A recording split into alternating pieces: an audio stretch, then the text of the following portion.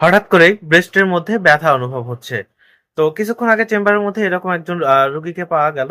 তো যার হচ্ছে হঠাৎ গতকাল রাত থেকে হচ্ছে ব্রেস্টের মধ্যে ব্যথা অনুভব হচ্ছিল এবং ওখানে কোনো প্রকার কোনো কিছু কামড় দেওয়া বা কোনো প্রকার আঘাত এ ধরনের কোনো সমস্যাই ছিল না।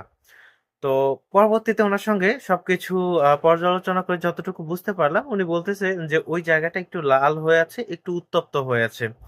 তো এগুলো আসলে বিভিন্ন কারণবশত হতে পারে। অনেক সময় দেখা যায় যে হচ্ছে ছোট পিঁপড়া কামড় দেওয়া বা এই টাইপের কোনো কিছু থেকে হতে পারে।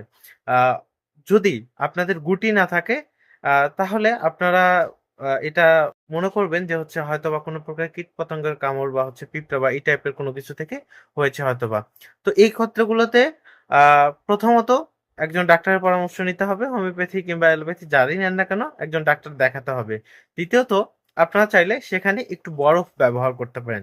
যদি একটু বরফ ধরে রাখেন তাহলে দেখবেন যে অনেকটাই সমস্যা কম মনে হচ্ছে।